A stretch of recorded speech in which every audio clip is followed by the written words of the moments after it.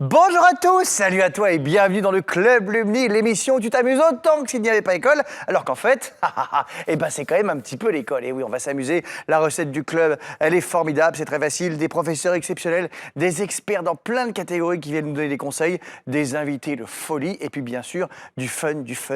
On apprend en s'amusant, n'est-ce pas, Fouque? Oui, T'aimes bien le Club Lumni? oui, j'adore ça. J'aime bien regarder les émissions du Lumni. Eh ben, merci d'être avec nous, Fouque. Alors, d'où vient ce prénom magnifique déjà? Alors, Phuc, en fait, ça veut dire bonheur en vietnamien. Ah, d'origine vietnamienne, d'accord, ce petit prénom. En tout cas, bienvenue avec nous. On va s'éclater avec toi et je vais te dire que Nicolas, notre prof de français, va être très impressionné. Nicolas, tu sais pourquoi? Parce que Fouque a déjà gagné des concours de poésie. Bravo. C'est vrai ça, Fouque? Oui, oui, ça c'est vrai. Mais raconte-nous, c'était comment? Bah, c'était bien. En fait, normalement, ça devait être une grande audition, mais avec le confinement, on n'a pas pu. D'accord. Et comment t'as gagné du coup?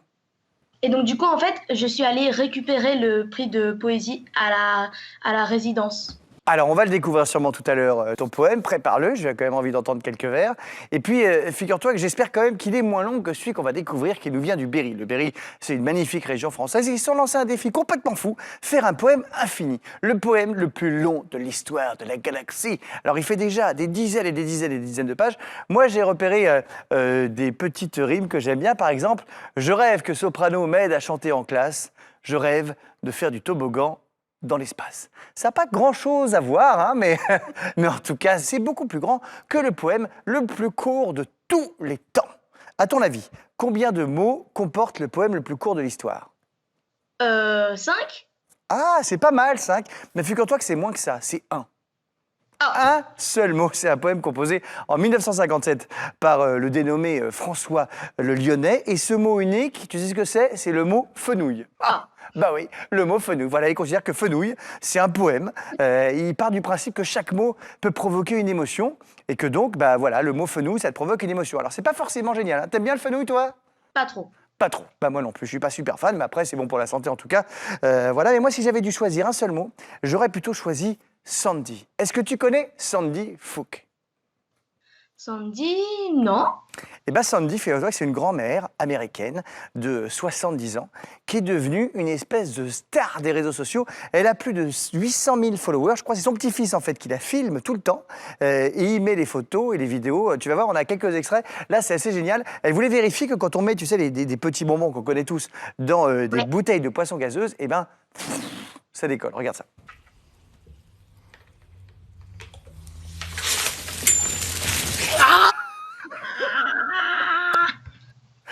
Elle vous plaît bien, les profs, hein, Sandy? Elle fait peur, hein. Ah, je dois dire que quand même, elle est assez sympa.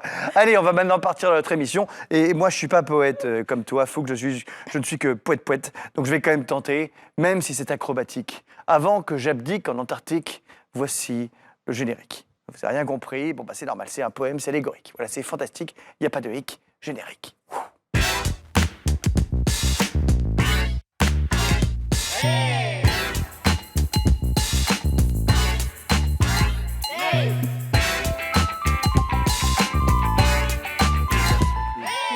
Quel bonheur d'être à nouveau réunis dans ce club pour en apprendre toujours plus grâce à nos profs, avec un programme particulièrement surprenant aujourd'hui, je dois le dire. Toi, Nicolas, tu vas nous emmener pour un cours de français sur une planète où l'homme a été remplacé. Par les singes. Ouh, ça fait un peu peur. C'est l'un des romans de science-fiction les plus connus au monde et aussi les plus adaptés au cinéma. Il y a eu Tout à fait. plein de versions. On découvrira ça tout à l'heure. Adrien, qu'est-ce que tu fais, Adrien? On est en cours, tu peux pas manger ta sucette? Pardon, justement, on verra aujourd'hui comment est-ce qu'on fabrique les sucettes. Tu verras, c'est de la chimie. Eh oui, ça s'appelle la cristallisation du sucre. Exactement. Et on va découvrir ça tout à l'heure. Et puis, il faut juste choisir les bons mots, hein, c'est ça. Et je vois direct l'envie et la gourmandise monter dans le regard de tous les autres profs. Fouque aussi a sautillé d'impatience dans sa petite vidéo chez lui, hein, c'est sûr. T'aimes bien les sucettes, Fouque? Oui, oui, j'aime bien ça. Bon, bah ça va être très sympa. Et en tout cas, après, on aura l'anglais avec Sandrine. Alors la Sandrine, c'est peut-être le cours le plus attendu de l'histoire des cours d'anglais, on peut le dire. C'est le son qui pose le plus de problèmes aux Français, on est d'accord? Exactement. C'est le fameux f. Mais on positionne pas. Mais Voilà. on fera ça ensemble, mais effectivement, je vous laisse un peu dans le mystère. Et oui, il y en a beaucoup qui disent The, hein mais c'est pas ça qu'il faut dire. Certainement pas. En tout cas, ce qui est sûr, c'est que The élève, mais qui fait exprès de dire, non, The élève du Club Lumni aujourd'hui, c'est toi, Fouque, notre poète en herbe. Enfin, en herbe, pas tant que ça, puisque je le disais, tu as déjà gagné des concours. Est-ce que tu pourrais nous lire un de tes poèmes qui a gagné des prix? D'accord. Super. Alors, celui-là s'appelle Cap Blanc-Nez. Pourquoi Cap Blanc-Nez? Parce qu'en fait, je suis allée en voyage à Cap Blanc-Nez et c'est là l'inspiration de ma poésie. Et c'est où, Cap Bernay? Parce que je connais pas, moi. Alors, Cap Blanc-Nez, c'est à Calais. C'est à Escale, à Calais. D'accord, ok. Alors, voyons, écoutons ce poème. Cap Blanc-Nez. Cap Blanc-Nez, c'est un site sacré. On est arrivé en voiture, c'est parti pour l'aventure. On a grimpé les falaises tout en marchant à notre aise. Je contemplais la nature et la belle verdure. Je respirais le bon air tout en regardant la mer. En haut des falaises, on voyait l'Angleterre qui ressemblait à une lande de terre. J'étais bien ici, mais malheureusement, c'était déjà fini. C'est la fin de l'aventure. Je reviendrai, c'est sûr. Alors là, maintenant, Bravo, ouais. applaudissements, triomphe. Super. Non, parce que non seulement il l'a écrit, mais en plus tu le joues, mon vieux. Ouais. On y est. Dis donc, Nicolas, tu fais un peu des émules. On croirait te retrouver en un peu plus jeune. Chez Fouque. T'aimes bien Nicolas, Fouque? Oui, oui. Oui, parce qu'il fait ça aussi, hein, lui aussi, il interprète tout ce qu'il lit. Bon, sauf qu'en général, c'est pas toi qui l'as écrit. Mais là, qu'est-ce qu'on peut dire sur Fouque, là? C'est impressionnant quand même. C'est très impressionnant. J'ai envie de dire bravo à toi, tu nous laisses pantois. Ah et ben hop, ça y est, ils sont partis dans un concours de rimes, ça va être dingo. Allez, comme un talent n'arrive jamais seul, je crois que tu peins aussi très très bien. Et en plus, tu écris toi-même tes propres magazines où tu racontes l'actualité, tout ça. Tu as envie de devenir journaliste plus tard? Bah oui, j'aime bien le journalisme. J'aime bien faire du journalisme comme dans mes magazines.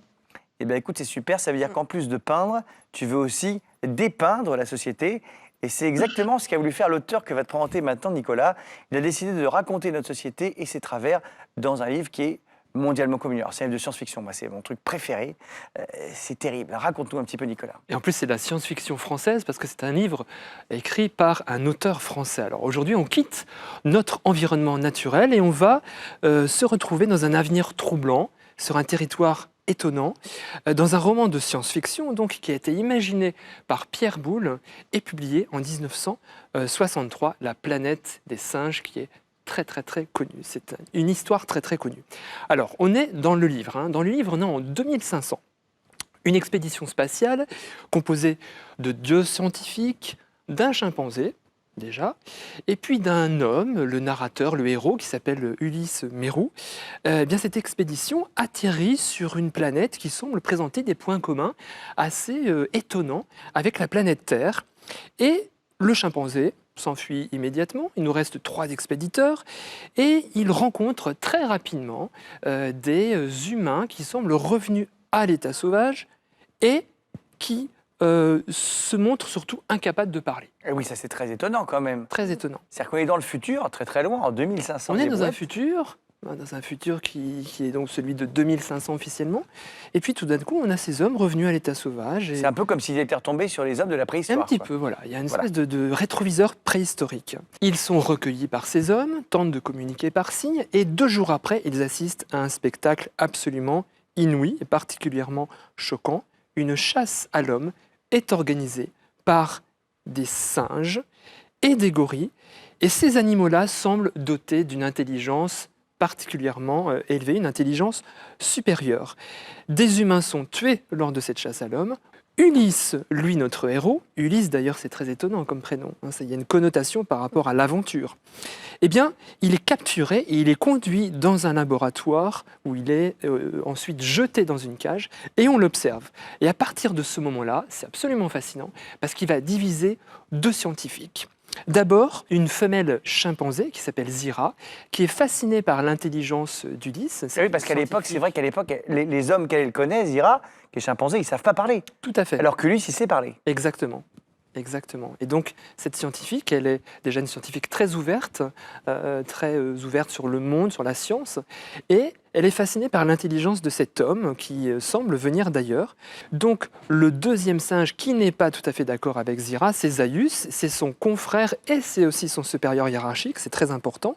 Et lui, c'est un orang-outan, en fait, qui est borné et qui ne croit pas une seconde au fait qu'un homme possède une âme ou un esprit. Alors Ulysse va évidemment aller de surprise en surprise, d'aventure en aventure, et je te laisse évidemment la surprise de la révélation finale, qui est quelque chose dans la littérature qui pour moi est absolument inouï, surtout la littérature de science-fiction. Tu vas en rester bouche bée, j'en suis sûr. Oui, si tu as vu les films. Tu as déjà vu les films de La planète des singes ou pas, Fouque?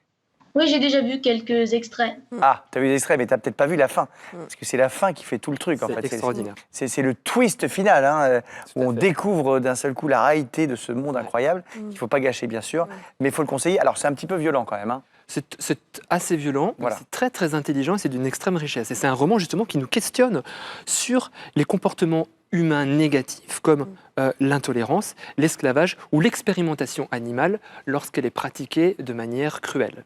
Ce qui est très intéressant surtout dans le livre, excuse-moi de te couper, mais c'est que l'expérimentation animale, elle est faite à l'envers. Ouais. C'est-à-dire que cette fois, c'est les animaux qui font expérience sur nous. Voilà, les Alors cobayes que sont nous, les humains. malheureusement, après Voilà. c'est utile pour plein de choses, mais on Voilà. fait l'expérience sur les animaux, donc ça te fait réfléchir à plein de choses. C'est un monde inversé qui est très questionnant en fait.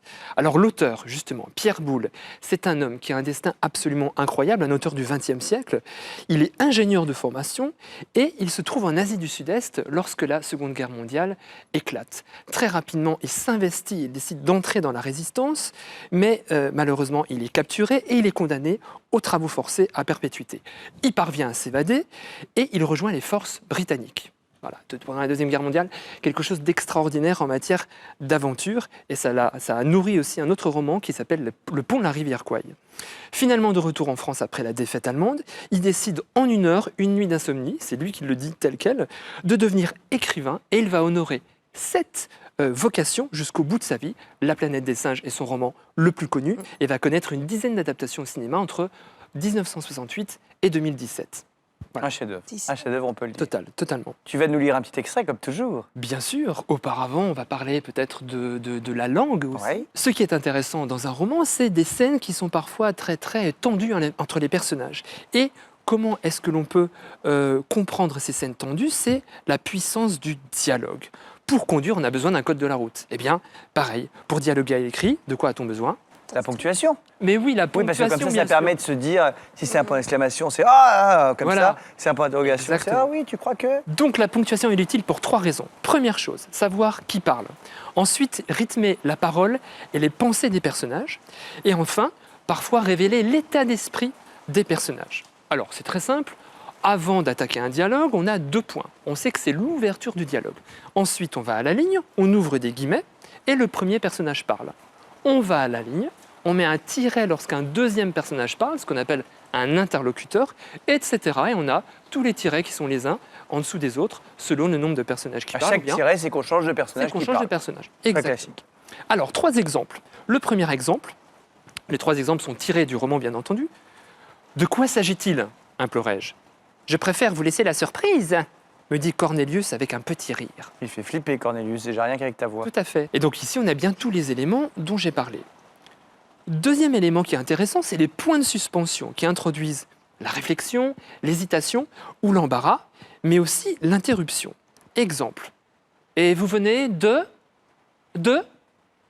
la Terre, une planète du Soleil. Donc on voit bien cette hésitation et cette attente par rapport à la réponse. Enfin, le célèbre point d'exclamation qui traduit une émotion. 1000 émotions sont possibles. Voici l'exemple. « Hé !» s'écria le chimpanzé en sursautant. Alors, si on remet dans le contexte, en fait, ici, c'est une vraie surprise. C'est le choc d'une révélation, car tout d'un coup, le singe s'aperçoit qu'un humain parle. Et ça va provoquer beaucoup de remous, d'ailleurs. Alors, grâce à tous ces signes de ponctuation, tu vas pouvoir nous lire cet extrait de façon extraordinaire, ce dialogue. Tout à fait. Un moment très très tendu et un grand suspense parce qu'une complicité est née entre la scientifique femelle Zira et Ulysse. Ce dernier lui confie son exaspération de n'être pas considéré comme un humain intelligent. « Mais il faut le leur dire, Zira !» m'écriai-je. « J'en ai assez de vivre prisonnier. Pourquoi me caches-tu? Pourquoi ne pas révéler la vérité à tous? Zira s'arrêta, regarda autour de nous et posa la main sur mon bras. Pourquoi? C'est uniquement dans ton intérêt que j'agis ainsi. Tu connais Zaius? Sais-tu que j'ai essayé 100 fois de le sonder à ton sujet et de suggérer, oh, avec quelle prudence, que tu n'étais peut-être pas une bête malgré les apparences? Il est têtu comme une mule et stupide comme un homme, éclata Zira. Hélas, c'est le cas de presque tous les orang-outans. Il a décrété que tu es un homme savant, c'est-à-dire un homme qui a été dressé à accomplir certains actes sans les comprendre, probablement au cours d'une captivité antérieure. Le stupide animal. Certes, seulement il représente la science officielle et il est puissant. Si j'essayais de révéler la vérité sur ton cas, comme tu le désires, je serais renvoyé. Cela n'est rien, mais sais-tu alors ce qui pourrait advenir? J'ai dû déployer toute ma ruse pour l'empêcher de te faire transférer à la section encéphalique. C'est là que nous pratiquons certaines opérations très délicates sur le cerveau. Et vous faites ces expériences sur des hommes? Bien entendu, le cerveau de l'homme, comme toute son anatomie, est celui qui se rapproche le plus du nôtre. C'est une chance que la nature ait mis à notre disposition un animal sur lequel nous pouvons étudier notre propre corps. Suis-je donc condamné à passer le reste de ma vie dans une cage? Non. Voici ce que je te propose. Dans un mois se tiendra le congrès annuel des savants biologistes. C'est un événement considérable, un large public y est admis et tous les représentants des grands journaux y assistent. Or, l'opinion publique est chez nous un élément plus puissant que Zaius, plus puissant que tous les orang-outans réunis, plus puissant même que tous les gorilles. Ce sera là ta chance. Eh ben dis donc, ça me donne envie de le lire. Moi, bon, ceci dit, bon, je l'ai déjà lu, moi, mais il y a des années. Mais c'est vrai que c'est fascinant, c'est intelligent. Ça fait réfléchir à plein de choses en tout cas. Ça donne envie de le lire ou pas, Fouque? Bah oui, moi je ne l'ai pas encore lu, donc oui, ça me donne envie vraiment de le lire. Ah oui. Et tu as déjà fait des poèmes de science-fiction où tu imagines, je sais pas, une autre planète, le futur Bah, je suis en train d'en créer là, donc du coup, on va voir. Bravo. Bon, en tout cas, bah, écoute, c'est pas mal. On a hâte de découvrir tes écrits. Hein. Oui. Tu peux nous les envoyer aussi, d'ailleurs, hein, sur les réseaux sociaux de Lumni, avec le hashtag Club Lumni. Et puis, on les passera. De temps en temps, on va créer un petit peu, là, dans les quelques jours qui arrivent, on va essayer de vous passer un petit peu tout ce que vous faites, de créer plein de choses pour que vous voyez un petit peu l'importance d'appartenir au Club Lumni. C'est le but. En tout cas, Fouque, je vois que tu es un homme très fort, même si tu es très jeune. Tu aimes foncer, slalomer entre les obstacles, et rien ne t'arrête, pas même une peau de banane ou une carapace rouge. Si je te dis ça, Fouque, ça fait penser à quelque chose? Une course? Ah oui, course, ça fait penser à un petit jeu de course, l'un des jeux les plus cultes de toute l'histoire du jeu vidéo. Et là, vous vous dites, mais attendez, on est dans le Club Lumni, on va pas parler de jeux vidéo. Enfin, c'est une émission sérieuse. Bah, tu sais, en fait, si on peut, les jeux vidéo, c'est de la culture, et aussi dans ce cas-là, de l'histoire avec un grand H. Et puis, il y a plein de métiers qui se développent de plus en plus dans les jeux vidéo pour les jeunes. Donc voilà, il faut qu'on vous éduque aussi là-dessus. Donc on va faire chauffer les moteurs et on va tout expliquer de l'invention de ce Mario Kart, un jeu culte. Attention, pour faire un super départ, 3, 2, on accélère maintenant, 1, go! Salut les gamers! Si je vous dis d'un côté petit blondé moustachu et de l'autre petite voiture à 4 roues, vous me répondez GTA? Non. FIFA? Bah non, Mario Kart! Et on va vous en apprendre un peu plus sur cette saga, l'une des plus importantes de l'histoire des jeux vidéo. Mario Kart, c'est un jeu de course complètement délirant dans lequel on joue en multijoueur avec des personnages issus de l'univers de Super Mario. Ah ouais, donc rien à voir avec GTA. Assez simple, dans Mario Kart, tous les coups sont permis. Les carapaces rouges, les pots de banane et surtout les excès de vitesse qui sont autorisés et même conseillés. Le tout premier jeu Mario Kart est sorti en 1993, une époque pendant laquelle vos parents étaient encore des enfants. Il y a eu 8 éditions différentes et seuls 6 personnages sont présents dans tous les jeux depuis le début de la saga. Il s'agit de... Mario! Ah bah c'est bien, tu suis. Mario évidemment, mais aussi Luigi, Toad, Yoshi, la princesse Peach et le méchant Bowser. Tenez, je suis certain que vous vous demandez qui est le meilleur joueur de l'histoire de Mario Kart. Et bah Cocorico, il est français. Il s'appelle Florent Le Cohanet et tenez-vous bien, il est 7 fois champion du monde de Mario Kart. Et le mieux dans tout ça, c'est que Florent, c'est un ancien maître d'école. Bah c'est pas le mien, hein. Moi j'ai eu Monsieur Dussard en CM2. Ok. D'ailleurs, Mario Kart est un jeu qui plaît à certains parents. Comme ceux de Louis Bork, un jeune anglais dont le père et la mère s'affrontent tous les jours depuis 20 ans à bord de leur petite voiture virtuelle pour savoir lequel des deux servira le thé à l'autre. Le dernier Mario Kart sorti sur console, c'est Mario Kart 8 Deluxe. Le principe reste le même, sauf qu'on peut désormais choisir son personnage, son véhicule et aussi ses pneus. En tout, 149 760 combinaisons différentes. Et un chercheur italien a trouvé les meilleures formules pour gagner. Comme on est sympa, on va vous en révéler une. On peut donc prendre Wario au volant du kart Paracoccinelli avec des roues... Bon, bah ça on peut pas le dire. Voilà, faites chauffer les manettes, à très vite les gamers pour découvrir les secrets d'un autre jeu vidéo. Ah là là, quel jeu génial, j'adore moi. Et toi aussi, Adrien, comme Mario, ça t'arrive de balancer des boules de feu. Tu m'as déjà d'ailleurs appris à fabriquer un volcan. Mais aujourd'hui, ça va être plus simple. On va cristalliser le sucre. Alors ça, c'est le titre scientifique que tu as trouvé pour ton cours. C'est normal, t'es prof de SVT. Mais en vrai, on va juste faire l'atelier sucette. C'est parti.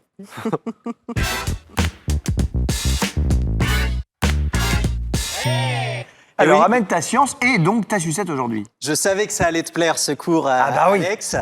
Fouque, est-ce que tu aimes les sucettes? J'adore les sucettes. Est-ce que tu sais ce qu'il y a dedans? Du sucre? Eh ouais, du sucre, beaucoup de sucre. C'est parti, on va fabriquer nous-mêmes une sucette. Alors pour ça, évidemment, on aura besoin de sucre. J'en ai rapporté de différentes sortes ici, du sucre glace, du sucre roux, du sucre en poudre. Tu le vois, le sucre, il est présent sous différentes formes, mais tous ces sucres contiennent la même molécule qu'on appelle le saccharose. Ce saccharose, on l'extrait essentiellement de la betterave sucrière, dont la France est d'ailleurs le premier producteur mondial, ou de la canne à sucre. Tiens, on est très fort pour fabriquer du sucre en France. Oui, très fort pour fabriquer du sucre. De quoi faire des tonnes de sucettes. Génial. Alors, si je mélange ce sucre, j'en ai ici, à de l'eau. Ça, c'est du sucre classique, hein, C'est comme du ça. sucre en poudre, du Sucre en sucre poudre. blanc en poudre. Et on le met dans de l'eau. Si je le mélange pour fabriquer ma sucette, ben je vois qu'assez rapidement, ce sucre dans l'eau, il disparaît. On dit que le sucre est soluble dans l'eau, ou encore qu'il est capable de se dissoudre dans l'eau. Ouais. C'est parce que les molécules de saccharose se dispersent dans l'eau. D'accord.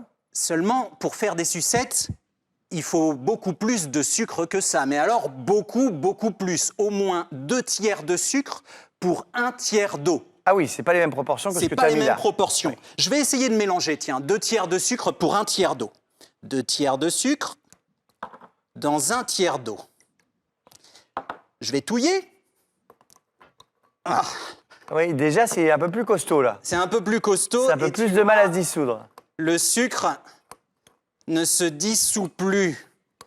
C'est parce que, comme tout composé soluble, le saccharose ne peut se dissoudre que jusqu'à une certaine limite, ce qu'on appelle la limite de saturation, D'accord. limite de dissolution. Alors comment est-ce qu'on va faire Bah, la pour sucette, comment on fait? faire nos sucettes si on ne peut pas dissoudre plus de sucre que ça?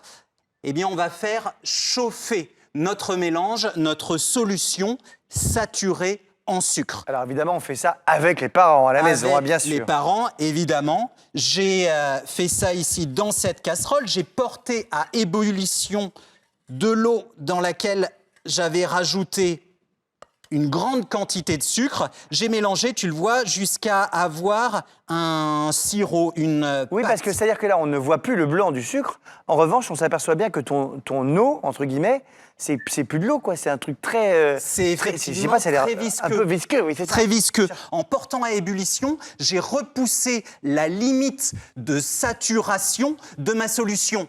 C'est parce que la chaleur va agiter les molécules d'eau. Et une fois agitées, les molécules d'eau vont permettre une meilleure dispersion des molécules de saccharose. Et ainsi, j'ai pu mélanger davantage de sucre à l'eau. D'accord, bah alors une fois que tu as cette espèce de mélange là, magique, qu'est-ce qu'on en Alors, fait? une fois que j'ai ce mélange un petit peu magique, je vais venir le verser dans un petit pot. Alors, ça peut être un pot à confiture, un pot de yaourt. Oui, des pots de yaourt, oui, ça, là, c'est un pot Ça de va yaourt très classique. très bien. Je vais venir le verser dans ce pot de yaourt. Je vais essayer de ne pas en mettre partout. Oui, ce qui n'est pas facile, parce que comme c'est pas comme de l'eau, Regarde, regarde, regarde.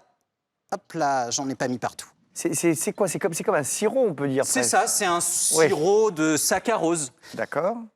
Une fois que j'ai versé ce sirop de saccharose dans mon pot, je vais me munir d'un pic à brochette ou d'un petit bâtonnet en bois. Ce bâtonnet en bois, je vais d'abord le tremper dans mon mélange, puis, Tu t'en sors, Fouque? Ouais. Pas mal. une fois passé dans ma solution saturée en saccharose, je vais venir le recouvrir de sucre. Là, tu as mis du sucre roux, hein, cette J'ai fois. mis du sucre roux, j'aurais très bien pu mettre un autre type de sucre. je vais, à l'aide d'une pince à linge, venir pincer mon bâtonnet D'accord. et le placer dans le pot de manière à ce que le bâtonnet ne touche ni les bords, Ni le fond. Ah, c'est important ça? C'est important, oui, pour Ah, la faut pas que ça fabrication touche de le la fond. sucette. D'accord.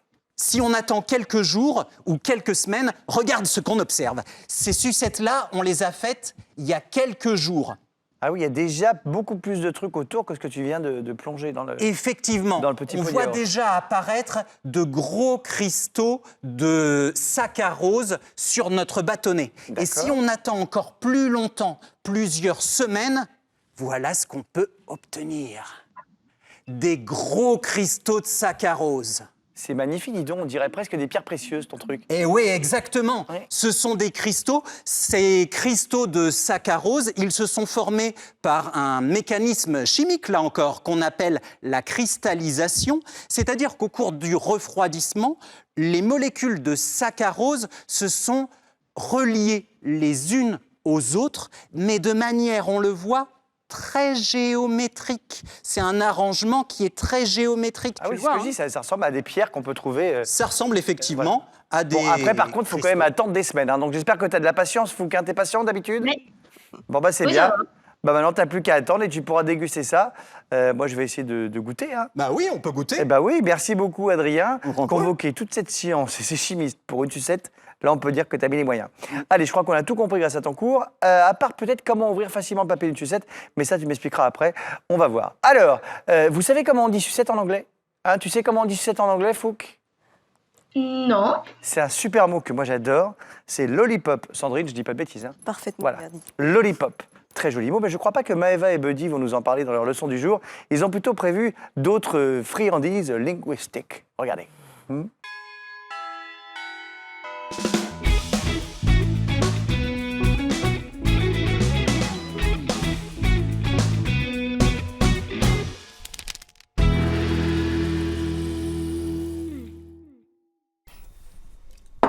Maëva?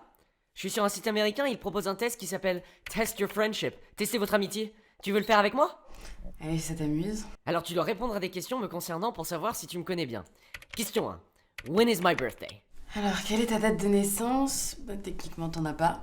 Mais je peux donner ta date de construction. Non, bon, on oublie. Et question 2. What's the name of my parents? Alors, quel est le nom de tes parents? Bah, t'en as pas. Oui, bon. Question 3. What's my favorite food? Alors, quel est ton plat favori? Tu manges pas et t'as même pas de bouche. Franchement, tu mets pas du tien. Allez, c'est bon, on va dire que t'as eu toutes les réponses de juste. Well done! You two clearly are as thick as thieves. Quoi, bien joué, vous? C'est simple. You two, vous deux, clearly are, êtes clairement as thick as thieves, aussi épais que des voleurs. C'est quoi le rapport avec le test d'amitié? Ah oui, dis donc, c'est vrai ça. Attends, je vais dire la suite. You are very close to each other. On est très proches l'un de l'autre. En même temps, t'es rarement à plus d'1 mètre de moi, donc You trust each other. on se fait confiance, ouais. You share secrets together. On partage des secrets ensemble, tout ça ok, mais j'ai toujours rien compris à la première phrase là. Ça doit être une expression, sinon ça a pas de sens. Tu dirais comment en français? Bah, on est copains comme cochons. Copain comme cochon? C'est très bizarre. We are as friends as pigs. Non, mais faut pas chercher à comprendre. En tout cas, super test. Hein. Merci. De toute façon, y a pas besoin de ça pour savoir que je suis ton ami. Ah bon? Bah non, je m'appelle Buddy. Et Buddy en anglais, ça veut dire copain. Bah oui, non, mais logique. Et puis Maëva en tahitien, ça veut dire bienvenue. Alors bienvenue, copain. Check? Ou non, pas check? Câlin? Câlin! To be as thick as thieves. Être copain comme cochon. Friendship, l'amitié. The birthday, la date de naissance. My favorite food, ma nourriture préférée. Well done, bien joué. To be close to someone, être proche de quelqu'un. To trust someone, faire confiance à quelqu'un. To share secrets, partager des secrets. A pig, un cochon. A buddy, un pote. Eh ouais, t'es mon pote. Je suis ton pote, trop bien.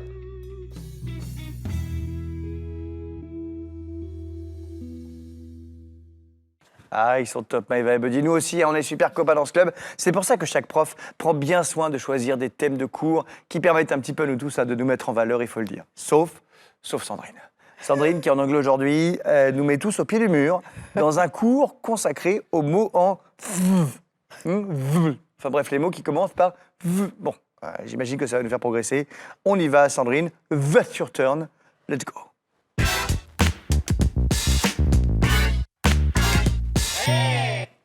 Hello! Ça va tout le monde? On va très bien, on va Joli très bien. On est Sandrine. un peu stressé parce que c'est vrai que ce fameux the que tout le monde a du mal à dire, c'est la hantise des profs et des élèves. Alors, vous ne le sentez pas à la maison, mais moi, je sens le stress sur le plateau. Ah ouais. D'accord? Donc, mais je sens aussi une certaine complicité. Et en anglais, on dit ça as thick as thieves. Alors, Fouk, à la maison, est-ce que tu entends le son dans l'expression as thick as thieves? Oui. Quel est le son qui revient? Exactement. Donc, c'est l'objet de cette leçon. Comment on prononce v? Alors, pour Ce bien fameux TH, hein, on va le dire. ce fameux TH. Effectivement, avant de bien prononcer, il faut comprendre le sens des mots. Alors, que signifie thief? Ah, ça, moi, je sais. Alors, Fouque, tu sais ce que ça veut dire? Un voleur? Ouais, bien. Bravo. Well done, I'm very impressed. OK, donc on dit one thief avec un F et two thieves avec la terminaison VES. D'accord? Donc on sent th et vz à la fin. Ensuite, deuxième mot, what is thick? Une épaisseur? Oui, C'est bien, well il est done. très très fort, Fouque. Il est très bon en anglais. Hein. Très- Ça veut dire épais, quoi. Épais, mais ça peut également dire stupide. Et dans l'expression as thick as thieves, il y a une idée de complicité, de stupidité qui règne dedans. D'accord? Alors, est-ce que tu connais, Fouk, parce que j'ai l'impression que tu es très fort, un autre mot qui commence par le TH en anglais? Alors, le TH. Un mot, par exemple, pour remercier. Thank you. Thank you, excellent, excellent. Et un nombre? 1, 2, Tree. 3. Oui, tree. Là, tu dis Three. presque. Là, on entend presque tree, ce qui est un arbre. Hein, donc, il faut faire attention. Parce qu'on Exactement. peut se tromper. Exactement, c'est ces deux mots qui sont très proches au niveau de l'écriture, à une lettre près, et on le prononce mal. Donc, il ne faut pas confondre three avec tree, l'arbre, et free avec un FR, qui signifie gratuit ou disponible. Alors, en anglais, en fait, il y a deux prononciations pour le son TH. La première prononciation, ça se dit non-voisé. Non-voisé, c'est-à-dire sans la voix. D'accord? Donc là, comment ça se passe? On place le bout de la langue entre les lèvres et on souffle. Faut aller tout doucement. On souffle et on sent juste l'air ressortir. Donc vous pouvez mettre la main devant votre bouche et vous sentez, ça fait... Et tu mets les dents hein, aussi. Hein, Et ça, on alors. met les dents et c'est doux. Très bien, Fouk, c'est bien. C'est bien. Très bien. Et on va faire un essai. On va faire Three. three, Tree. Three. Three. thieves, Thieves. thieves, Thieves. Thieves. thank. Thank. Très bien. Donc ça, c'est la première façon. La deuxième manière, c'est la manière voisée. Cette fois-ci, on va utiliser la voix et notamment les cordes vocales qu'on va faire vibrer. Donc comment ça se passe? C'est exactement la même chose, sauf que le son, c'est comme le son d'une abeille. Donc ça fait... Ça, c'est le bourdon. ça. Oui, plus ou Mais, moins. alors, mais comment est-ce qu'on choisit? On choisit l'une ou l'autre, on s'en fiche? Les deux marchent? Les deux marchent et en fait, c'est les mots qui vont déterminer le son. Alors, il n'y a pas de règle. Bah ça, on fera ça la prochaine fois. Tu nous Exactement. expliqueras les mots. Là, on a C'est déjà pas mal, hein, c'est déjà pas mal. Franchement, On a fait déjà beaucoup de progrès, surtout Adrien, il faut bien le dire. Et Fouque, bravo, tu y arrives bien. Merci. On vient de résoudre probablement l'un des plus gros problèmes, une des plus grosses fautes qu'on fait tous en anglais. Après, si on va par là, nous aussi en France, on peut trouver des mots que les Anglais ont énormément de mal à prononcer. Par exemple, quincaillerie. Hein, si vous avez des amis anglais ici et ça va les occuper un moment. Hein. Quincaillerie, pas comment ils diront. Mais voilà, mais c'est pas plus simple. Allez, on en est là à se poser des cols les uns aux autres. Et ben, on va continuer tout de suite avec la rubrique des questions pièges pour les profs. J'adore. C'est la foire aux questions, c'est parti, c'est tout, il est génial.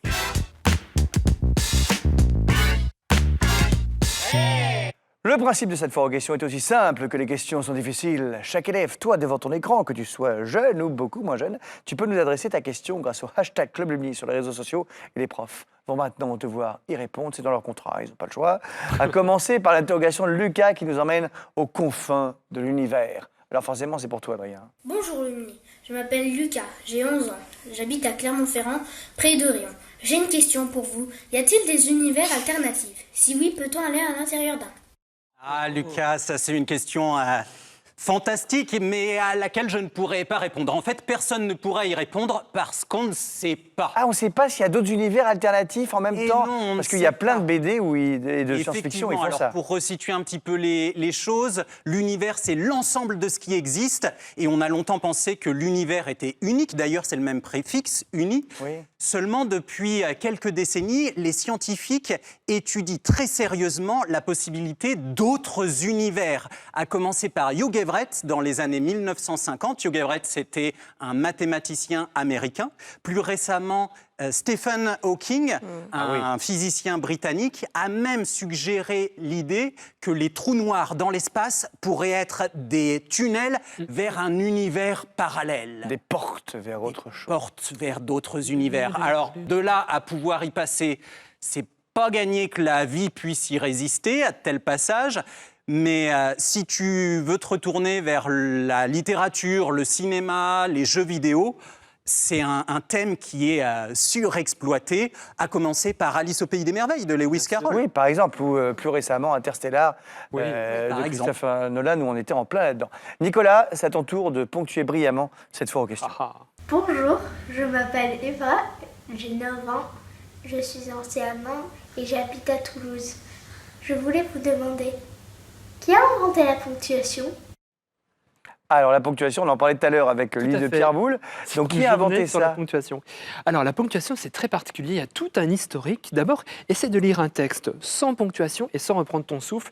Tu vas voir, c'est particulièrement difficile. Ça prouve bien qu'elle a une utilité. La naissance de la ponctuation daterait de l'Antiquité. On la devrait à trois historiens, qui ont créé la division d'un texte en chapitres, ainsi que la création de 3 points. Et chacun de ces points, selon sa place dans la phrase, a une fonction particulière. Ça peut être une courte pause, une pause ou bien une fin de phrase. Mais les mots, eux, restent collés entre eux. Donc ça reste assez compliqué.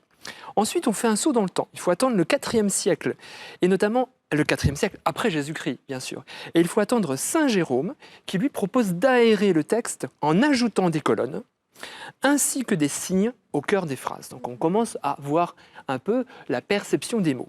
Et puis la ponctuation continue d'évoluer, mais c'est Charlemagne au 8e siècle qui lance une véritable révolution de l'écriture. On repère notamment mieux le début d'une phrase grâce à l'invention de la majuscule, c'est-à-dire au niveau de l'initiale du premier mot. Évidemment, qu'est-ce qui se passe au XVe siècle? La création de l'imprimerie qui va donner un coup d'accélérateur à la ponctuation, car il faut codifier la lecture. Naissent alors le point, la virgule et les 2 points. C'est quand même assez récent finalement. Mais oui, et on commence à s'y retrouver un petit peu dans un texte. Voilà, un point c'est tout. Eh ben, merci beaucoup, Nicolas. Effectivement, c'est très récent. En tout cas, ça m'étonne, mais j'apprends ça grâce à toi. Merci beaucoup. C'est maintenant Mathieu qui a une question qu'on s'est forcément déjà tous posée. On sait bien que les Anglais font rien comme les autres. Hein. C'est vrai, ils roulent à gauche, ils jouent au tennis sur du gazon. On a vu ça l'autre jour d'ailleurs dans une autre émission. Mais même leur nom de leur pays est un petit peu étonnant. Regardez. Salut l'équipe de la Maison Lumini, j'espère que vous allez bien. Moi ça va nickel, je m'appelle Mathieu, j'ai 11 ans, je passe en 6e. J'habite à plein d'Orgon, dans les Bouches-du-Rhône. Aujourd'hui, je suis là pour vous poser une petite question. Pourquoi appelle-t-on l'Angleterre la Grande-Bretagne? Ah, mais c'est vrai ça. Pourquoi l'Angleterre, la Grande-Bretagne? Parce qu'on a la Bretagne qui est chez nous, et c'est déjà grand. Pourquoi il y a la Grande-Bretagne, Sandrine? Alors, Mathieu, c'est une très bonne question. Effectivement, beaucoup de personnes confondent ces deux termes-là. Mais l'Angleterre, ce n'est pas la Grande-Bretagne. Ah! Mais oui! Alors, Ah bah je confondais aussi, tu vois, je fais l'erreur aussi. Et vu la tête d'Adrien, je pense que j'étais pas le seul non plus. Alors, on écoute bien.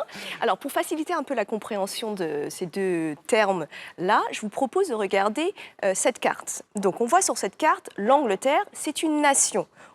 Donc, l'Angleterre se dit England en anglais. C'est une nation au même titre que l'Écosse, Scotland, qui est au nord, et le Pays de Galles, Wales, qui est juste à côté de l'Angleterre.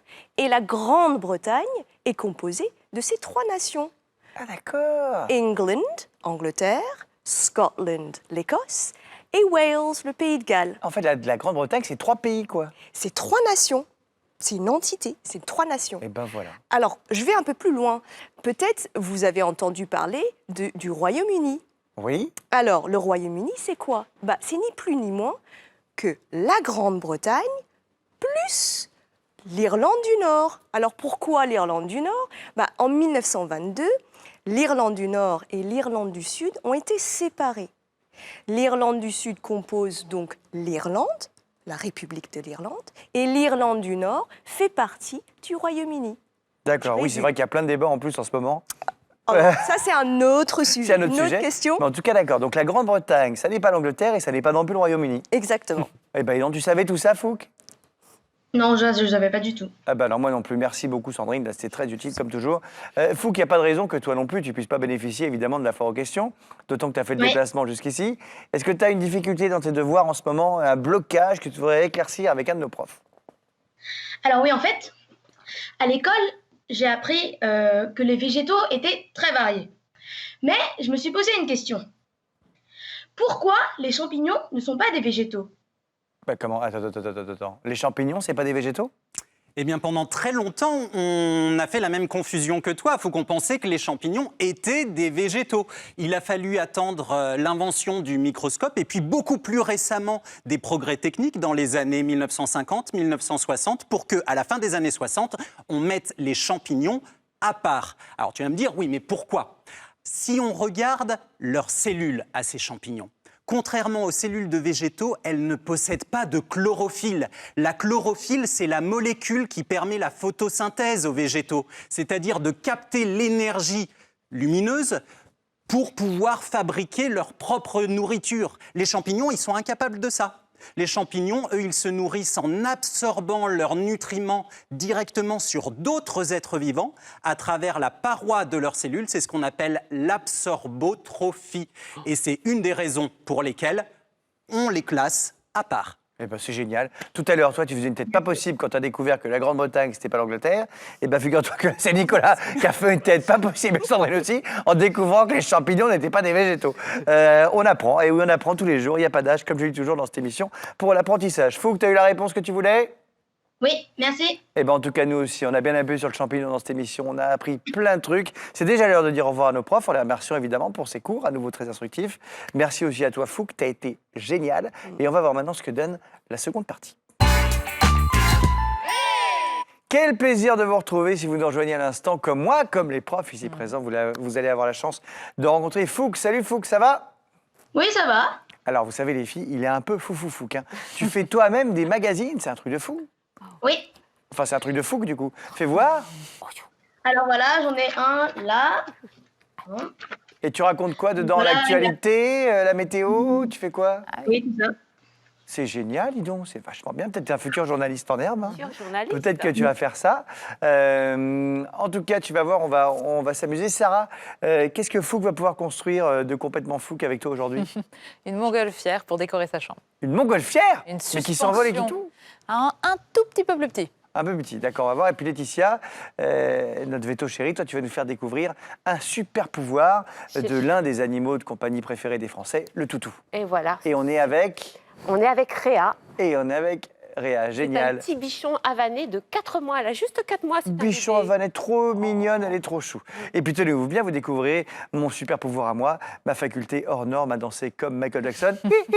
Ouais, enfin en fait on va d'ailleurs tous apprendre à danser comme Michael Jackson grâce à Johan Nuss, un chorégraphe mondialement reconnu qui viendra régulièrement nous apprendre des danses un petit peu mythiques. Aujourd'hui c'est le moonwalk, ça va être la folie. Et puis comme tous les jours évidemment, on va recevoir un invité exceptionnel. Alors aujourd'hui en l'occurrence c'est une invitée, une formidable chanteuse doublée d'une très talentueuse comédienne, évidemment, et qui danse aussi très bien, vous allez voir. C'est la formidable Elsa Esnou. Bienvenue Elsa. On peut l'applaudir, on n'a pas de public en délire, hein. Ça manque un peu. On devrait mettre plein de bruitages, de folie. Ça va Elsa? Ça va super bien, merci beaucoup de m'avoir invitée. Ah ben non, mais merci à toi d'être venu nous voir. Fouque, tu connais Elsa? Oui, je le connais déjà. J'ai écouté quelques-unes de ses chansons. Ah oui, bah tu n'es pas le seul, tu sais, car on va le dire, hein, Elsa, tu as été 4 fois disque d'or. Voilà, on vient de savoir d'ailleurs pour le 4e, un truc de fou. C'est génial, on va parler un petit peu de tout ça très bientôt. Avant ça, Fouque, tu sais que moi je suis un poète-poète, mais toi tu es un poète tout court. Et en plus, aujourd'hui, tu vas devenir prof de géographie, comme le veut la tradition de l'émission. Alors tu vas nous faire découvrir ta région. Tu n'habites pas trop loin de Paris, je crois. Quel lieu tu nous conseillerais à tous là, de venir visiter dans ton coin? Alors moi, ça serait un peu de verdure, ça serait plutôt le bois des Ivrisses. Le bois des Ivrisses, je ne connais pas du tout. Pourquoi? Qu'est-ce qu'il y a là-dedans? C'est beau, c'est joli, Oui, c'est... Ah, Alors c'est oui, toi? oui, On te voit courir? Tu fais du sport? Oui. Oui. Alors oui, je fais plein d'activités à l'intérieur. Et en fait, j'aime beaucoup le bois des Ivrisses.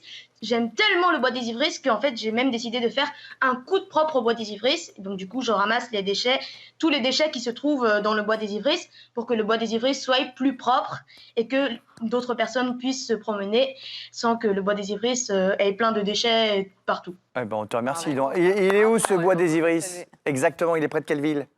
Alors, le bois des Ivrisses, c'est plus précisément à Noisy-le-Grand. Voilà, donc si vous allez à Noisy-le-Grand et que vous trouvez que le bois est propre, on remerciera, entre autres, hein, parce que j'imagine que tu n'es pas le seul, Fouque, qui au moins fait attention à la nature, ce qui devrait être notre leitmotiv à tous, bien sûr, on devrait tous faire ça. Alors Elsa, avant peut-être qu'on aille se promener dans cette forêt des Ivrisses, hein, avec Fouque un jour, on va nous te poser pas mal de questions, parce qu'on est très content de t'avoir avec nous. Alors, tu es comédienne, tu chantes, hein, donc on l'a dit, tu viens d'avoir ton 4e disque d'or, avec ton album qui vient de ressortir, je crois, en version collector. Collector, tout à fait. Tout à D'accord, fait. ça c'est génial. Avec en plus, donc du coup, collector, parce qu'on a rajouté par rapport à l'ancien album des chansons en plus. Tout à fait, des versions acoustiques. Et en plus, il y a la vidéo de ton spectacle à la Cigale. Spectacle évidemment hein, qui s'est arrêté. La tournée s'est arrêtée avec la crise du coronavirus.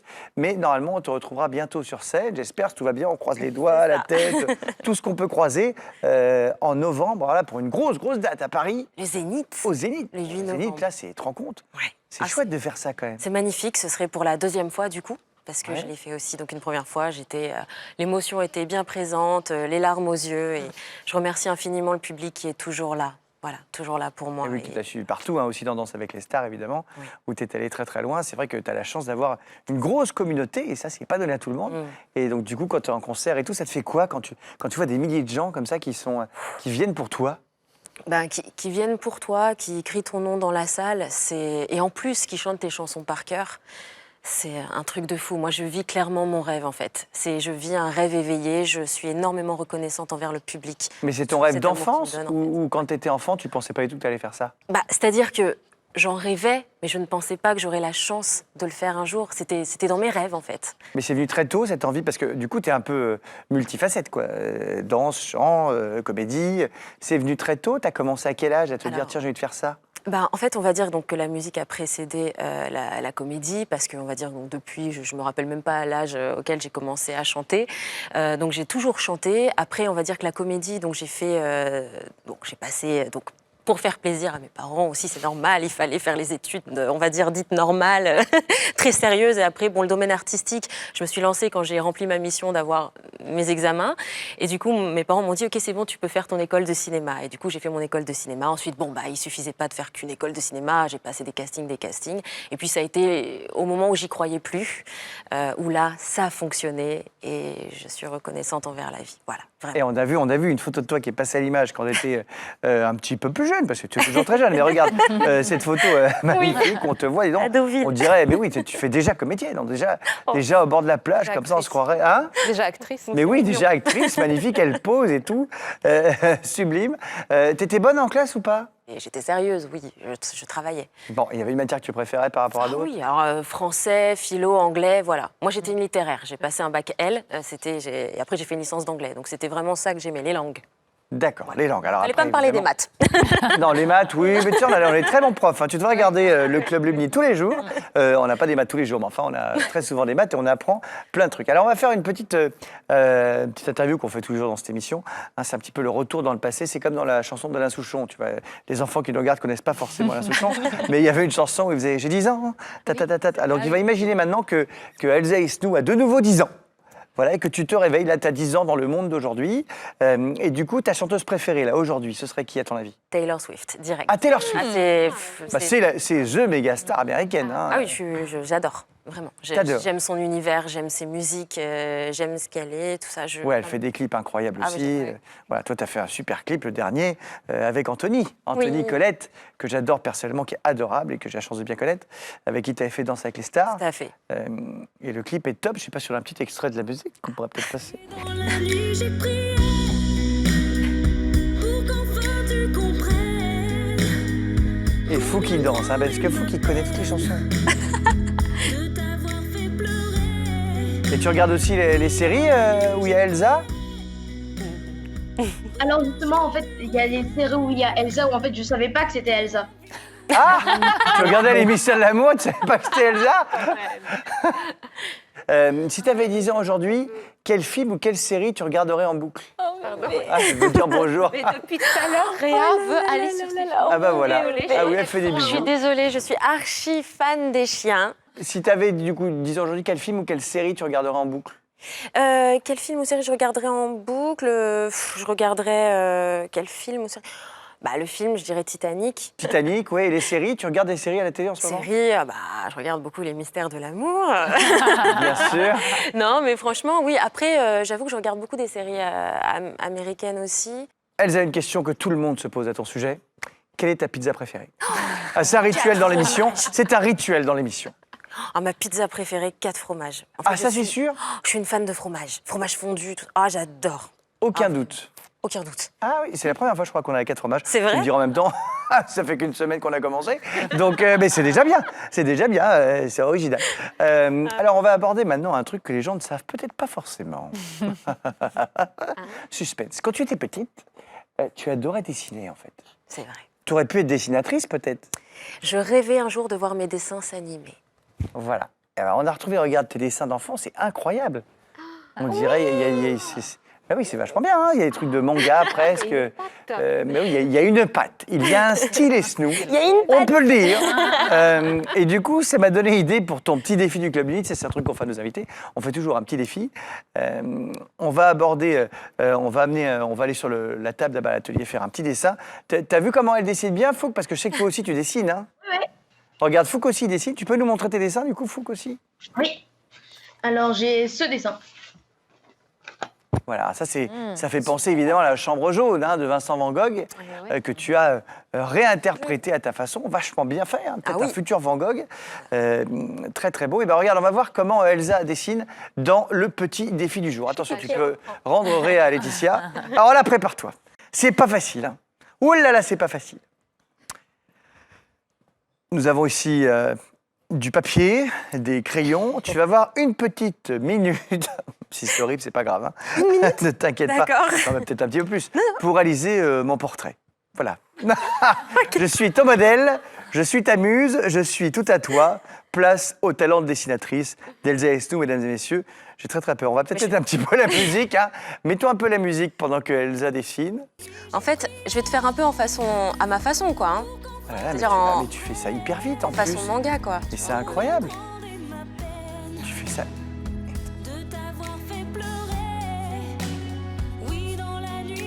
On dirait que t'as 12 ans, mais... J'ai un peu 12 ans, tu sais, je joue beaucoup aux jeux vidéo. Je regarde beaucoup de séries, j'aime tous les films de super-héros. Tout à fait, moi. J'ai une minute, hein, c'est ça. Hein. Attends, mais je vais le garder, c'est collector.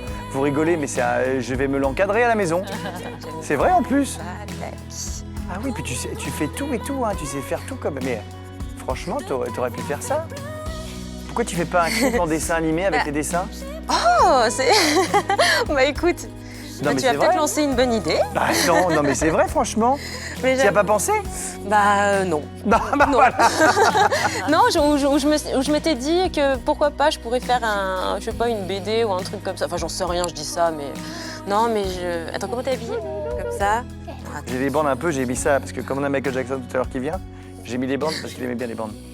D'accord. Alors attends, les bandes, comme ça, je vais te faire hop. Alors, je sais pas si vous voyez ce que fait Elsa, mais je vais vous montrer le résultat. C'est assez incroyable. C'est assez dingue. Franchement, bah, c'est génial. Je te jure que je trouve vraiment ça génial. Je vais me l'encadrer, quoi. Bon, en plus, t'es trop mignon. Regarde. Mais c'est formidable. Non, mais tu peux même t'arrêter là, c'est parfait en fait. Tu veux? Je ne Ok. sais, voilà. Je sais pas si on voit bien là juste le sweat. mais c'est Alors là, parfait. s'il vous plaît les filles, je vous demande de relever le défi. Je vais l'amener à la table pour qu'on fasse le reveal. Tu peux revenir avec nous. Ouais. C'est incroyable. Ah, c'est peut-être le meilleur relevage de défi que nous ayons eu depuis le lancement de ces défis invités. Est-ce que tout le monde est prêt? Fouk, est-ce que tu es prêt? Ben non. Attends, je vais te faire la même tête que sur le dessin, regarde. Très mignon. C'est dingo. Très mignon. C'est vachement bien, franchement. On dirait un manga. Mais surtout, c'est tout à fait moi. Je veux dire, on me reconnaît parfaitement. Que toi. Voilà. On me reconnaît parfaitement. Eh ben c'est génial. Je regrette juste que tu ne me l'aies pas signé. Donc tu vas me le dédicacer. Me mettre la signature de l'artiste, évidemment. Voilà, bah oui, il faut me le signer quand même. Hein, le signer, très important sur n'importe quel dessin. D'ailleurs, faut que tu signes tes dessins, toi? Oui. Oui, C'est d'ailleurs, important. oui, j'en ai fait des signatures là. Enfin, Très je vois joli pas ce trop, qu'il mais- fait. Mais si, mais je vois très bien, c'est très très beau. Waouh. Bravo Fouque aussi. Superbe. Et oui, on a des dessinateurs aujourd'hui. Hein. C'est la journée Club Lumni dessinateur. Alors, c'est aussi la journée des animaux. Parce qu'on va le dire, Elsa, tu as une vraie passion pour les animaux. Ah oui, une vraie passion pour les animaux, oui, clairement. Alors, t'as un toutou ou pas? J'ai une petite chienne, oui, un York. Elle s'appelle Eden. Eh ben, Eden, je suis sûr qu'Eden regarde l'émission Ah là, elle doit depuis être la maison. Elle doit être en train d'aboyer parce que dès qu'elle voit un chien à la télé, elle aboie. Bah, écoute, Et tu là, vois, en elle va tout être cas, jalouse. Hein. nous aussi, on est comme les toutous, on a eu du flair, on a de la truffe dans cette émission. On s'est dit, tiens, vu qu'elles adorent les toutous, on va faire venir Laetitia pour nous en parler. C'est très malin et que pour le bonheur soit total, on est venu avec Réa. C'est parti, voici la rubrique sur les animaux.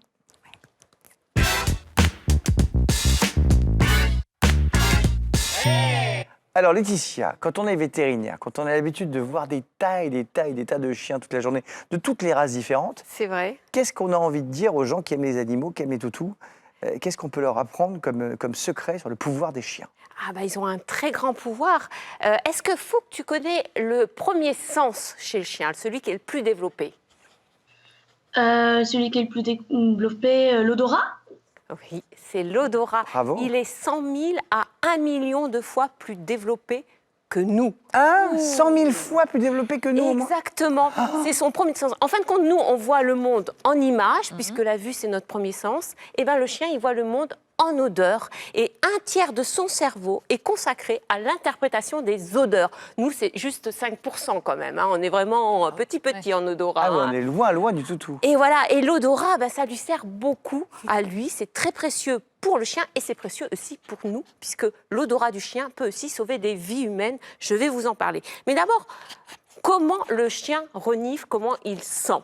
Alors, quand vous regardez un chien, vous avez son nez, et son nez, c'est sa truffe. Et la truffe du chien est faite de 2 narines, bien sûr, vous le savez. Comme nous. Voilà, ce sont des portes d'entrée, des cavités nasales qui sont très développées chez le chien. Et sur ces cavités nasales, il y a une muqueuse, la muqueuse nasale, avec des millions de récepteurs olfactifs. Ce sont des cellules qui reçoivent les molécules olfactives, qui sont elles-mêmes connectées au cerveau. Alors, plus le chien a un nez pointu et long, et plus il a de récepteurs olfactifs. Ah, Donc, ça joue, ça? Exactement. Ah, mais peut-être que c'est pour ça que les chiens, quand on voit les chiens, par exemple, à l'aéroport, tu sais, qui sont censés détecter des trucs, les chiens des douanes, souvent, c'est des chiens avec des longs museaux. Voilà, les bergers par exemple, les bergers allemands ou bergers australiens ont 220 millions de récepteurs olfactifs. Nous, on n'en a que 5 millions. Hein. Ah oui, donc Pour on est faire, très loin.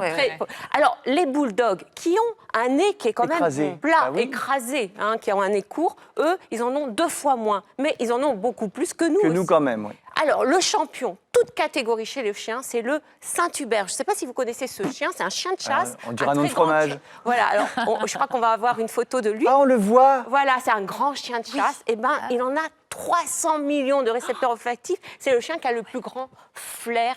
C'est vraiment... et il est utilisé par la police, par exemple, hein, pour justement rechercher des personnes égarées, par exemple. Alors, à quoi ça sert tout ça? Alors, à quoi ça sert? Eh ben, le chien, ça lui sert à beaucoup de choses. En fin de compte, ça lui sert à comprendre son environnement. Je disais que le chien vit dans un monde d'odeurs. C'est-à-dire que, grâce à son odeur, il identifie les personnes, les animaux, les congénères. Ça veut dire qu'il te reconnaît d'abord à l'odeur et non pas à la vue. Ça lui permet de pister une proie, par exemple. Ça lui permet de communiquer aussi l'odorat avec les autres chiens.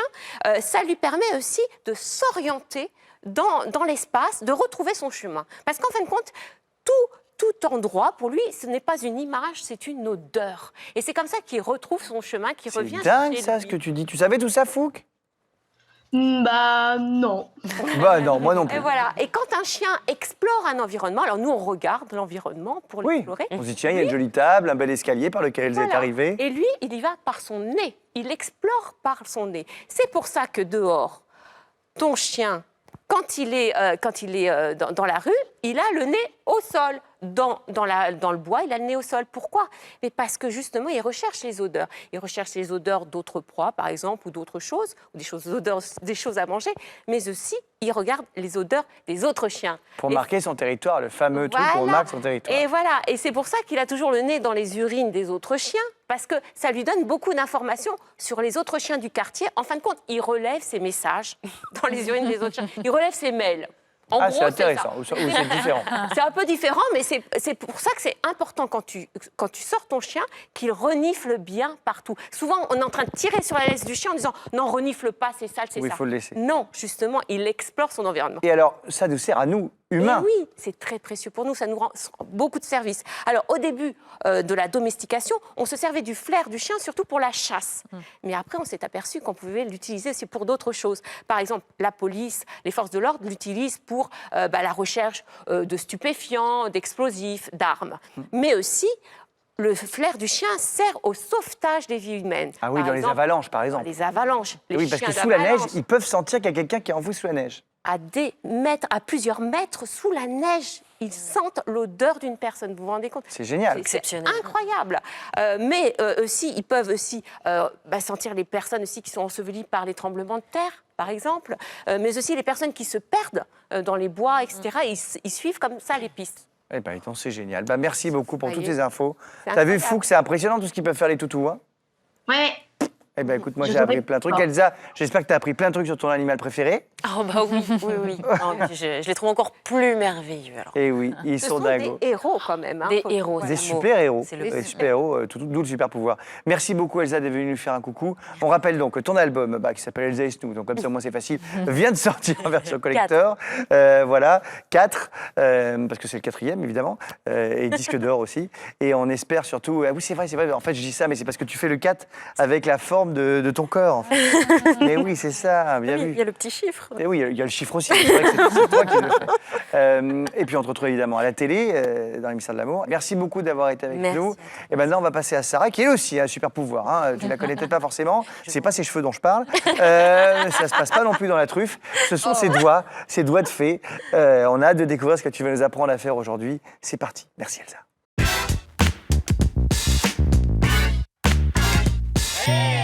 Alors, on va prendre un petit peu de hauteur. Fouque, est-ce que Fouque, il a tout ce qu'il faut pour fabriquer? Oui. Ah, d'accord. Eh bien, écoute, attention, Fouque, je compte sur toi. Ça va être magnifique, j'en suis sûr. Qu'est-ce qu'on va faire, Sarah? Alors aujourd'hui, on va faire une montgolfière, une suspension que tu vas pouvoir utiliser pour décorer ta chambre. Puisqu'on a fait déjà un certain nombre de décorations pour la chambre avec Manon. Oui, on en a fait quelques-unes. Des guirlandes à partir de papier. Moi, je vous avais montré des guirlandes en ficelle, tu te souviens? Eh oui, on peut retrouver tout ça sur le site de l'uni.fr, bien sûr. Voilà. Et donc là, c'est une nouvelle occasion de décorer ta chambre parce que parfois, à la rentrée, on a envie, comme c'est une nouvelle année, de changer un peu la déco. Donc ça pourrait faire une suspension. Tu peux même en faire plusieurs pour faire comme un vol de Ah montgolfière. oui, plein de montgolfières, on peut mettre des jolies couleurs Voilà. en plus. Ça te plaît, Fouque? T'as envie de le faire? Oui, oui.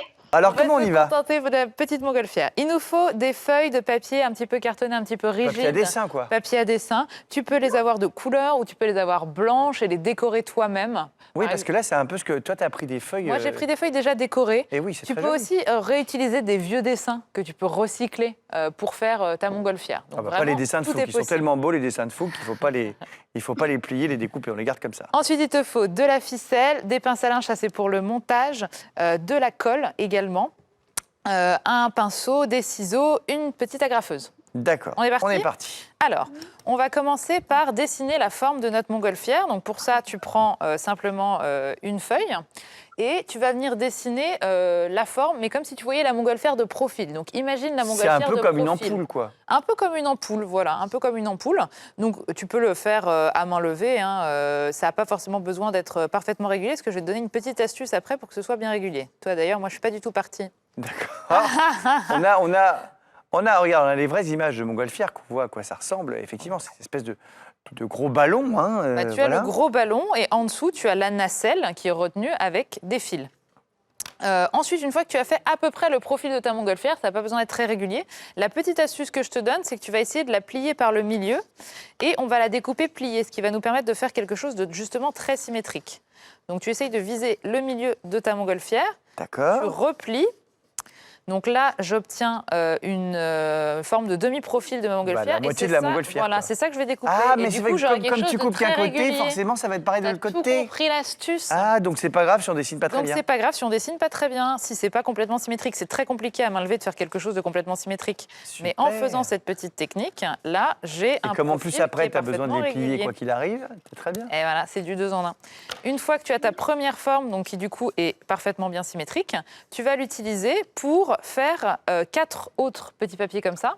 4 identiques. 4 identiques. Attends, on va déjà voir si Fouque arrive à faire la première forme. Fais-moi voir, Fouque, tu y arrives, tu t'en sors? Voilà. Ah, il y est presque, Fouque. Ah oui, il a fait une grosse montgolfière, Fouque. Fouque, Après- il a fait, c'est carrément une navette spatiale, le truc. C'est une C'est fusée. énorme. Mais après, on peut s'amuser à différentes formes. D'ailleurs, les montgolfières, de par le temps, ont eu des formes différentes. Donc on peut Alors s'amuser attends, à faire vas-y, des fais voir, formes. Fouque. Voilà. Ah bah, c'est parfait. Super, Il n'y a plus qu'à parfait. faire 4 fois ça. Voilà. Il t'en faut 4 autres. Alors, une fois qu'on a fait ça, Une il y a fois un qu'on moyen a fait plus ça. rapide pour être sûr d'avoir 4 fois la même chose ou pas? Alors, pour avoir 4 fois la même chose, en fait, tu reprends une nouvelle feuille de papier. Donc, tu fais commences pas ça à comme ça, voilà. replier ta feuille, effectivement. Et là, tu poses donc sur la pliure centrale ton patron et tu viens juste le reporter sur ta feuille. Et après, tu redécoupes et ainsi Et de suite. après, tu redécoupes et tu fais ça ainsi 4 de fois de suite. suite. Et comme ça, tu fais ça 4 fois de suite, tu vas en avoir donc 5 au total. Là, moi, j'ai pris un peu d'avance, j'ai déjà fait des découpes. Et grâce à ça, on va pouvoir passer au montage. D'accord. Alors, pour le montage, on peut utiliser de la colle blanche ou alors de la colle également en stick. En stick, Les deux classique. sont possibles. Là, je vais prendre la colle en stick. Mais les deux marchent très bien. Et donc, je prends un ballon qui est plié par le milieu. Je mets de la colle dessus. Et je vais venir tout simplement appliquer un autre profil dessus pour le coller. Alors, En fait, la colle blanche que tu as là, elle porte mal son nom. On rappelle qu'elle est blanche là, mais qu'en fait, elle est transparente elle quand elle sèche. devient transparente Oui, quand elle j'ai sèche. l'impression que tu me l'as dit beaucoup de fois, ça. Tu vois, donc comme tu l'as pas dit, je voulais le dire. Et d'ailleurs, les pinces à linge, c'est Oui. la petite astuce. Si À quoi tu servent les utilises- pinces à linge? Bah, si tu utilises cette colle-là, c'est une colle qui ne prend pas tout de suite. Ah Donc, oui. pour t'aider à maintenir, en fait, tu mets une petite pince à linge qui Et ça, permet hop. de maintenir les deux profils ensemble. Et donc, c'est plus facile pour que ça tienne et que Il ça faut prenne laisser pas sans trop longtemps, bouger. quoi. 10 minutes, 15 minutes. 10 minutes, voilà. Ouais, Mais 10 du minutes. coup, voilà, ça te permet de maintenir. Bon, là, comme j'ai pris de la colle en stick, j'en ai pas besoin. Et donc, je vais venir tout simplement superposer mes profils un par un et je vais venir les coller. C'est ça qui va permettre de donner la forme de ta montgolfière. Là, je te montre avec 3, mais une fois que tu auras fait les 5, ce sera le même esprit. Tu vas ouvrir et replier, et c'est ça qui va donner la forme en 3D de la montgolfière. D'accord. Et donc, quand tu fais ça avec 5, ça donne quelque chose Ça. comme ça. Alors, petite astuce importante, avant de finir ta montgolfière, il faut mettre une ficelle. Donc là, par exemple, avant de replier et de coller ensemble, Ah, tu vas mettre une je ficelle vais que tu vas mettre une coller au ficelle milieu. à l'intérieur et ensuite, tu refermes. Voilà, et tu mets bien de la colle pour le coup, Et tu pour, mets pour que bien ça de la tienne bien. colle pour que ça tienne. Tu peux même mettre une petite agrafe. Si tu as Ah oui. vraiment envie que voilà, Qu'on soit d'être sûr. ceinture et bretelles, voilà, tu fais ça. D'accord. Et du coup, à l'arrivée, ça donne ce que tu as là-bas, Du coup, c'est-à-dire. à l'arrivée, ça donne ça. Il en est où, Fouque? Comment il se débrouille, Fouque? Fais voir, Fouque. Voilà. Je suis en train de coller. C'est pas mal, il avance pas vite, mal. Fouque. On Il sent que c'est avance un bien. manuel. Hein. Et donc voilà, donc là, tu as collé. Et tu toutes obtiens les ta forme de montgolfières ballon. Et ton petit ballon. Une fois que, pour faire ta nacelle, c'est exactement le même principe que la montgolfière, sauf que tu fais des petits carrés. Donc là, je fais une montgolfière avec quelque chose d'assez fin. Tu peux faire un panier, parfois c'est plus haut les paniers de montgolfière. Oui. Donc tu peux faire un peu la forme que tu veux. Et pareil, tu le découpes 5 fois, comme j'ai fait ici, et tu vas venir les plier par le milieu et les coller. Donc Oui, c'est le même principe, exactement le exactement même pareil. principe. Et Sauf que tu obtiens la quelque chose nacelle, il faut comme ça. l'accrocher à la montgolfière. Alors, comment fait-on pour accrocher la Ah nacelle bah à la oui. montgolfière? Pour ça, la petite astuce, si tu veux vraiment pas être sûr que ça bouge, c'est de faire un petit nœud. Donc, tu prends une ficelle, je vais te montrer avec un. Tu fais un petit nœud au bout de ta ficelle. Alors, parfois, les nœuds, je sais, les enfants, que c'est compliqué, donc n'hésitez pas à demander à un adulte. Tu fais un petit nœud. Comme ça va empêcher que ton fil ressorte de l'agrafe. Oui. Tu prends un des côtés de ton ballon, le bas. Tu viens agrafer. Et tu viens faire un petit nœud de l'autre côté. et tu vas l'agrafer également à ta À la nacelle. nacelle.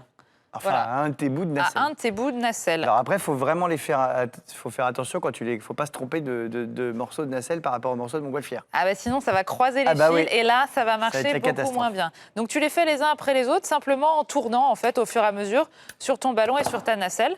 Et voilà, ça tient. Et il faut également t'arranger pour que ce soit un peu plus joli, avoir à peu près la même longueur pour éviter d'avoir Ah bah oui, une il faut que nacelle tous les fils qui est soient pareils, penchée. sinon Il faut ça que fait tous les bizarre. fils soient pareils et D'ailleurs, de là, la est-ce même que tu as hauteur. été bien respectueuse? Oui, c'est très beau, À là. peu près, ouais. Pas mal. Très bien arrivé, hein, celle-là. Regarde, on regarde à l'image, c'est magnifique.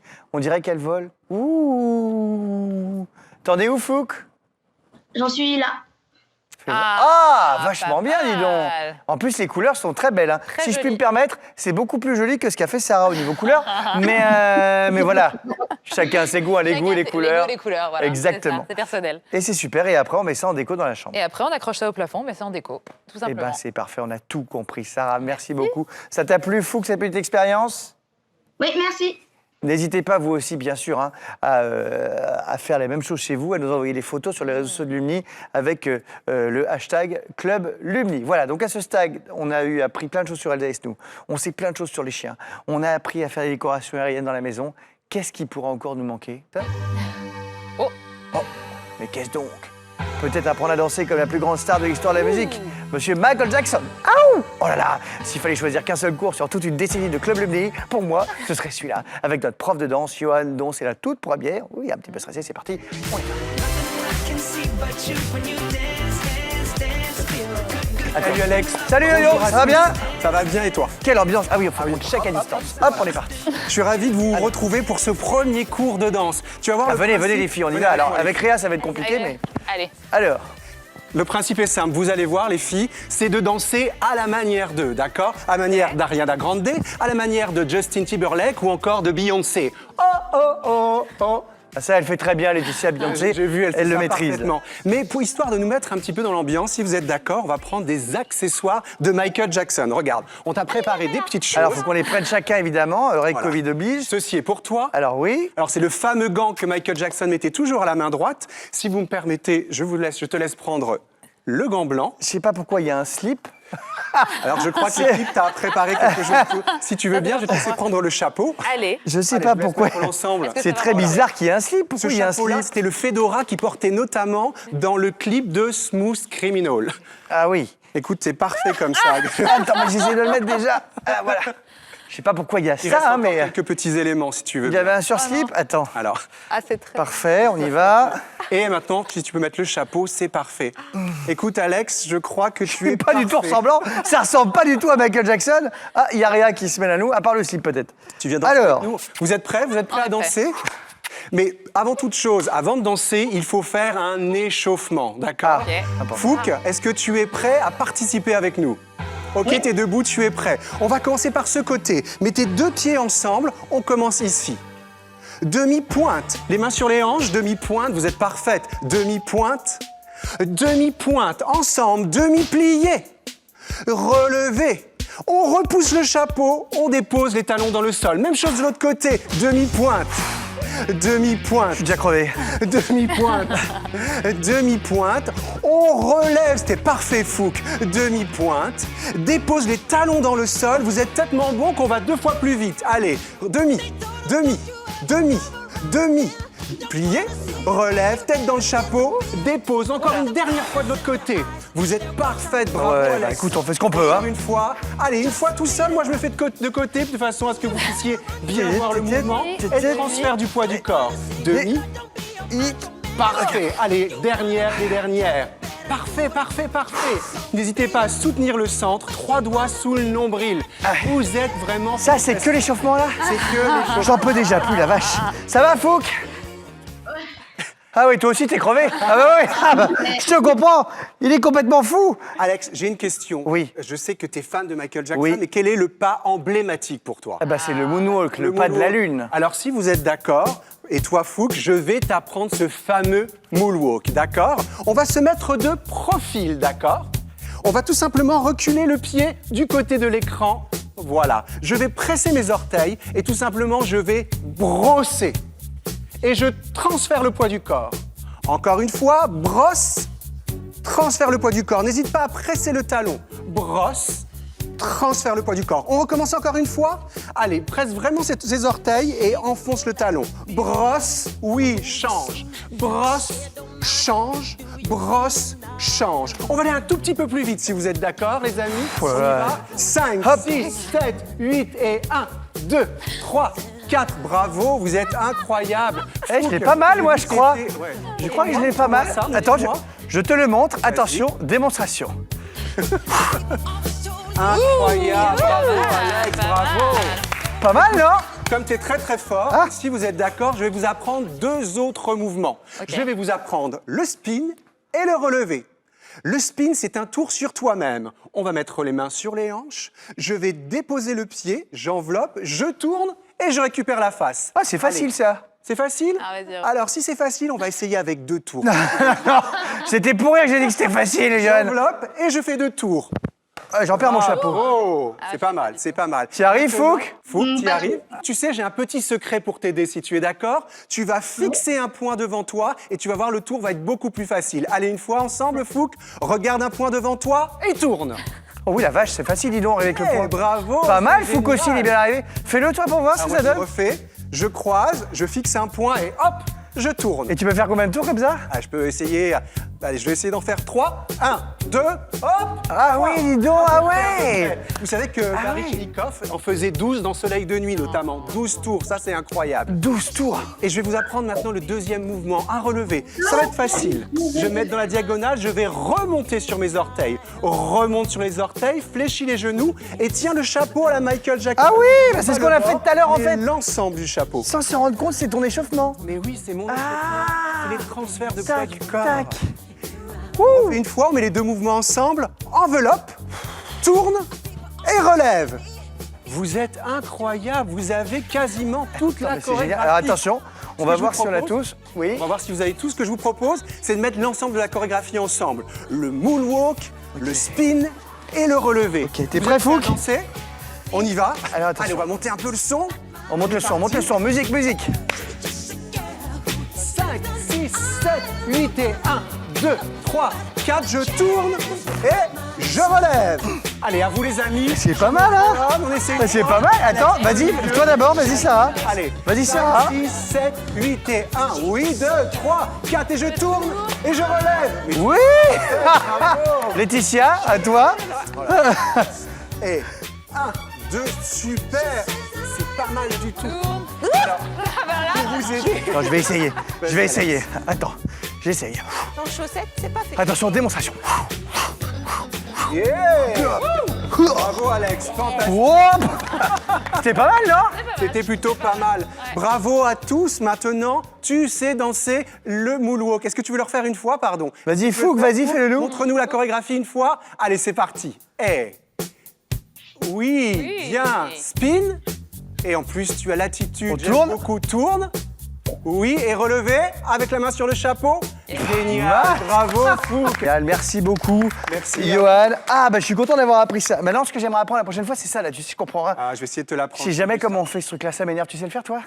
Non, non plus, ah, ça m'énerve. La prochaine fois. On verra ça. En tout cas, les 3 de la pop, finalement, c'est assez simple. En 10 minutes, on y arrive. On y arrive toujours. En tout cas, il y a une chose qui est importante, je vous retrouve pour le prochain cours. Mais d'ici là, les amis, n'oubliez pas de danser. Ah bah bien sûr, on va danser. D'ailleurs, regardez, pendant que vous dansez, moi je vais me téléporter dans le jeu Lumni. Bravo Fouque, merci pour tout, t'as été super mon grand. On remercie évidemment à tous les profs. Merci Johan, nous on se retrouve très vite, évidemment, même chaîne, même heure, même bonne heure. À très vite, moi je me téléporte. Salut, à tout de suite.